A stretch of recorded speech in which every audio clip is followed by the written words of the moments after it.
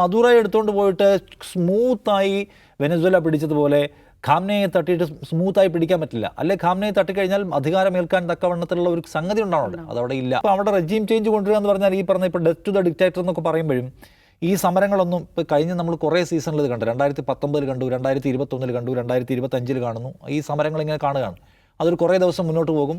Government ഭീകരമാംവിധമുള്ള സംഗതികൾ കൊണ്ട് അടിച്ചമർത്തും. ഇപ്പോഴും സംഭവിച്ചിട്ടുള്ളത് അതാണ്. 5000-ലധികം ആൾക്കാർ കൊല്ലപ്പെട്ടു. അത് പല ടോപ്പ് ഏരിയയിലൊക്കെ നിന്നിട്ട് പോലീസ് വെടിവെക്കുകയാണ്, ആൾക്കാരെ കൊല്ലുകയാണ്, പിടിച്ചുകൊണ്ട് പോയി കൊല്ലുകയാണ്. ആശുപത്രി കിടക്കയിൽ നടക്കുക ആൾക്കാരെ എടുത്തുകൊണ്ട് പോകുന്നുണ്ട്.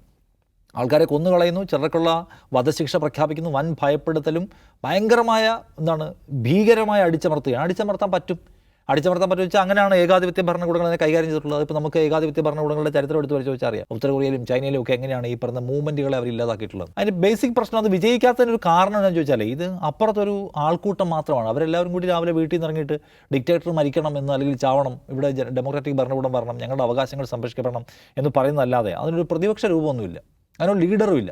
ഒരു പ്രതിപക്ഷം, ഒരു ലീഡർ ഉണ്ടാവുക, അങ്ങനെ ഒരു മൂവ്മെൻറ്റ് വലിയ തോതിൽ ഉയർന്നു വരുന്ന ഘട്ടത്തിൽ ഭരണകൂടത്തിനകത്തുനിന്നുള്ള ആളുകളും അതിൻ്റെ ഭാഗമാവുക, പട്ടാളത്തിലെ ഒരു ഭാഗം അതിൻ്റെ ഭാഗമാവുക, അല്ലെങ്കിൽ ഭരണകൂടത്തിൽ അതിൽ ഒറ്റുകാരുണ്ടാവുക. അങ്ങനെയാണ് ഒരു റെജീം വീഴുക.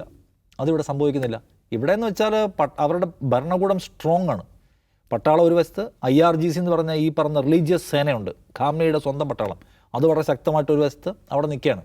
ഇപ്പുറത്തെ ആൾക്കൂട്ടം ബഹളം വയ്ക്കുന്നു, ആൾക്കൂട്ടത്തെ പട്ടാളം വെടിവെച്ച് കൊല്ലുകയോ ഭയപ്പെടുത്തുകയോ ആൾ മരിക്കുന്നു. അപ്പോൾ അതൊരു വലിയ തോതിലുള്ള രാഷ്ട്രീയ മൂവ്മെൻറ്റായി ഉയർന്നു വരികയും അതൊരു നായകൻ ഉണ്ടാവുകയും ആ മൂവ്മെൻറ്റിനൊരു പ്രത്യയശാസ്ത്രവും വളരെ കോൺക്രീറ്റായ മുദ്രാവാക്യം എന്ന സംഗതി അവിടെ ഇല്ല എന്നുള്ളതാണ് ഇപ്പോഴത്തെ ഒരു പ്രശ്നം. അതുകൊണ്ടാണ് അതിൻ്റെ ഗുണമാണ് ഇറാൻ അഡ്മിനിസ്ട്രേഷൻ അനുഭവിക്കുന്നത്. ഇപ്പം അമേരിക്ക നേരിടുന്ന പ്രശ്നവും അതാണ്. അവിടെ ഖാംനയെ തട്ടിക്കളഞ്ഞാൽ മൊത്തത്തിലുള്ള ഒരു സങ്കീർണാവസ്ഥ ഉണ്ടാക്കിക്കഴിഞ്ഞാൽ പിന്നെ ഇത് വന്ന് ഏറ്റെടുക്കും? അല്ലെ പിന്നെ ഇപ്പം മദുര എടുത്തുകൊണ്ട് പോയിട്ട് നേരിട്ട് അമേരിക്ക റൂൾ ചെയ്യുന്ന പോലെ ചെയ്യാൻ പറ്റില്ല. അത് അത്ര എളുപ്പമുള്ള കാര്യമില്ല. കാരണം അവിടെ ഒരു പട്ടാളമുണ്ട്. ആ പട്ടാളം എന്ന് വെച്ചാൽ റിലീജിയസ് പട്ടാളമുണ്ട്, മറ്റേ പട്ടാളമുണ്ട്. അവിടെ പോയി ചുമ്മാ ഖാംനയെ തട്ടി ഇനി ഞങ്ങൾ ഭരിക്കുന്നതെന്ന് പറഞ്ഞ് ഫേസ്ബുക്കിൽ പോസ്റ്റ് ചെയ്യാനൊന്നും പറ്റില്ല. അവിടെ അതിന് കൗണ്ടർ പരിപാടി ഉണ്ടാവും. അപ്പോൾ അത് കുറച്ച് ബുദ്ധിമുട്ടേണ്ടി വരും. അവിടെ വലിയ പട്ടാളമാണ്. വലിയ പട്ടാളം എന്ന് വെച്ചാൽ അവരിൽ ഒരുപാട് മാരകായുധമുണ്ട്, അണുബോംബേ ഇല്ലാത്തുള്ളൂ, ഇല്ലെന്നാണ് നമ്മൾ മനസ്സിലാക്കുന്നത്. അവരെടുത്ത് അപ്പുറത്തും ഇപ്പുറത്തൊക്കെ ഇടും. അവർ സൗദി അറേബ്യയിലിടും, അവർ UAE-യിലിടും, അവർ ഖത്തറിലിടും, അവർ ബഹ്റൈനിലിടും. അവിടെയൊക്കെ അമേരിക്കയുടെ ബേസ് ഉണ്ട്.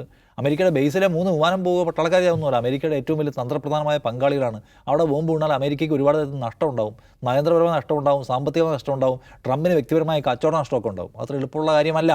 അതുകൊണ്ട് മദുറ എടുത്തുകൊണ്ട് പോയിട്ട് സ്മൂത്തായി വെനസ്വേല പിടിച്ചതുപോലെ ഖാംനയെ തട്ടിയിട്ട് സ്മൂത്തായി പിടിക്കാൻ പറ്റില്ല. അല്ലെ ഖാംനയെ തട്ടിക്കഴിഞ്ഞാൽ അധികാരമേൽക്കാൻ തക്കവണ്ണത്തിലുള്ള ഒരു സംഗതി ഉണ്ടാവുന്നുണ്ട്, അതവിടെ ഇല്ല.